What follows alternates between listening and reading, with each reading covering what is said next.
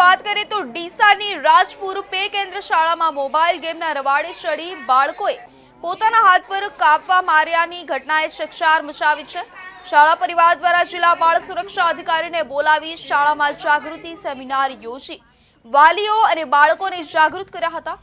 જોકે શાળાના 6 થી 8 જેટલા બાળકોએ મોબાઈલ ગેમના રવાડે ચડી પોતાના હાથ પર કાપા મારીની ઘટનાથી ચાર મચવા પામી છે। ત્યારે ડીસા શહેર પોલીસ સ્ટાફ પણ શાળામાં આવી પહોંચ્યો હતો।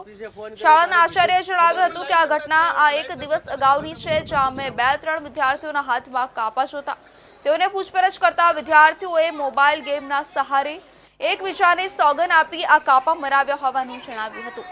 જોકે બીજા દિવસે પેપરમાં બગસરાની ઘટના આવતા અમે આ બાબતે ચિંતા વ્યક્ત કરી તાત્કાલિક ટીપીઓને જાણ કરી પછી જિલ્લા બાળ સુરક્ષા અધિકારીને બોલાવી વાલીઓ અને વિદ્યાર્થીઓ સાથે કાઉન્સેલિંગ કરાવ્યું હતું। હાથ પર કાપા મારવાની ઘટના બાદ બાળકો તમામ સ્વસ્થ છે, પરંતુ અત્યારે ઇશ્યુ બનતા શાળાએ આવ્યા નથી।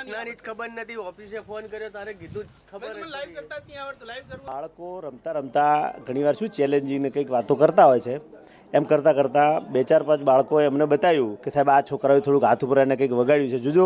એટલે અમે જોયું તો સામાન્ય કંઈક એના કંઈક રિસોટા થયેલો ને એવું અમે જોયું એટલે એમાં વાતમાં કંઈ બહુ હતું નહીં, એટલે અમે બહુ લક્ષ્મણ ના લીધું। છોકરાઓને સમજાય કે ભાઈ આવું કેમ કરો છો, અને મેં થોડો સંશોધન માટે પૂછ્યું બી ખરી કે ભાઈ કેમ આ વગાડ્યું તે, કે મારા મિત્રે સાહેબ મને એમ કહ્યું કે તું આવું કરી શકે, કે જો મારામાં તાકાત છે અમે કરી શકીએ, એટલે પહેલાં કેમ ના કરી શકું। એટલે એને એનાથી કંઈક સામાન્ય પેલા ઘસરકા એને હાથ ઉપર કર્યા।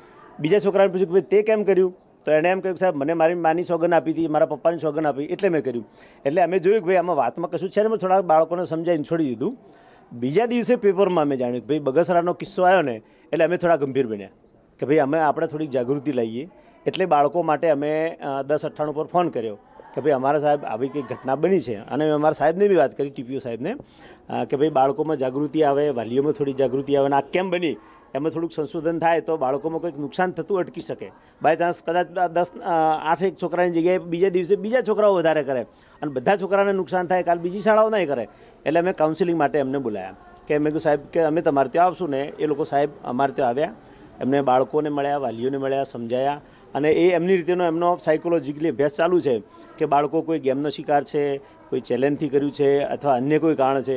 એટલે એ એમની રીતની હાલ વસ્તુ ચાલુ છે, ને એ રીતની અમારા માર્ગદર્શન મેં કાલે એ લોકોને બોલાવ્યા હતા। હાલ અમે જોયું છે બધા જ બાળકોને આજે તો શું તે પેલા ડરી ગયેલા કારથી છોકરાએ નથી આવ્યા, આજે તમારા બાળકોની હાજરી પર પણ અસર થઈ છે।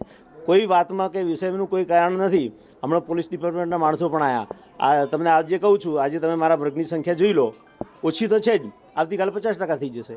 એટલે વાતનો કોઈ વિષય ના, એને વાતનું વત્તેસર કરી અને શાળાનું શિક્ષણને એને બગાડવા જેવું હાલ તો મને લાગી રહ્યું છે। અમે જે જાગૃતિ બતાવી છે, કોઈ વાતના વિષયમાં કશું છે નહીં, પણ એ જાગૃતિ બતાવવાને લીધે અમારી પણ માનસિક પરેશાની હાલ થઈ રહી છે, અને બાળકો પણ ડરી ગયેલા છે। પોલીસ ડિપાર્ટમેન્ટ, પોલીસ એના ડ્રેસ પહેરીને શાળામાં આવે તો શું થાય, પણ અમે આપવા માટે બંધાયેલા છીએ, પણ આવું બધું ન થાય, છોકરાના શિક્ષણ ઉપર નેગેટિવ અસર ન થાય એવું કહેવાની મારી ખાસ આપ સૌને વિનંતી છે। Thank you. નિર્દોષ રમતો હતી, બાળકોની કહેવા પ્રમાણે જો પણ ઓનલાઈન ગેમિંગનો શિકાર બન્યા આ પ્રકારે કર્યું તો એ ખૂબ ગંભીર બાબત છે સાહેબ। એટલા માટે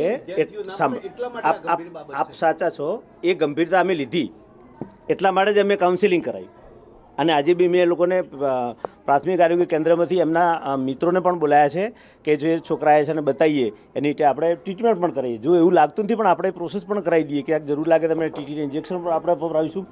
એ ગંભીરતા વિષયમાં એ કારણ શું છે એનું મનોવૈજ્ઞાનિક વિશ્લેષણ એ લોકો કરી રહ્યા છે, બાળ સુરક્ષા અધિકારી એનું વિશ્લેષણ કરી રહ્યા છે। અને એમણે એમાં જોયું, વાલીઓના જે હતા એમના ત્યાં એમને ફોન બી લીધા, જોયા, તો એની અંદર કે એવા વિડીયો ગેમ કેવું કે હતું નહીં એમને હાલ એવું, પણ છતાં બી એ લોકો એમનો અભ્યાસ કરી રહ્યા છે। આજે બી મેં એમનો સંપર્ક કર્યો, સાહેબ અમારો અભ્યાસ ચાલી રહ્યું છે, અને જે બી હશે એનું તારણ મેં તમને કહીશું। જી હા, કહ્યું ને મેં તમને જે વાત કરી એ જ બાળકોએ કહ્યું, એ બાળકોએ કહ્યું। બાળકોને અમે વ્યક્તિગત પૂછ્યું, બાળકોને તો અત્યારે શું છે કે બાળકો કંઈ મોટો ગુનો કરી દીધો છે એવું ફિલિંગ કરી રહ્યા છે। હવે તો અમારે જોડે બી આવતા ડરે છે, શાળામાં એ બાળકો તો આજે આવે જ નથી। મેં તપાસ કરી કેટલા બાળકો છે, કારણ કે આટલા બધા આવશે, મારે જવાબ આપવાનો થાય તો બાળકો અત્યારે છે જ નહીં, એ છોકરાઓ આવે જ નહીં। કદાચ વાલીઓ પણ એમને ના મોકલતા એવું બને ને, અને એમ થાય કે આ તો પોલીસ કેસ થાય, વાલીઓને પકડી જાય, હવે તો ડર હોય ને। આવું બધું ચાલ્યું. કર્યું હોય ને ક્યાંક શિક્ષકોએ દંડ ફટકાર્યો એવું તો ના બાળકોએ અમે શિક્ષકનો દંડ ફરકારવાની ક્યાં વાત આવે, બાળકોએ એની રીતે કામ કર્યું છે. અમારી જોડે વાત આવે તો અમે સમજીએ કે ભાઈ ચલો આવું ન કરાય, બટ આ રીતે ગાંઠપણ પેવડા ના કરાય. તમે તમારા શરીરને નુકસાન કરો છો, તમને નુકસાન થાય, કદાચ વધારે વાગી ગયું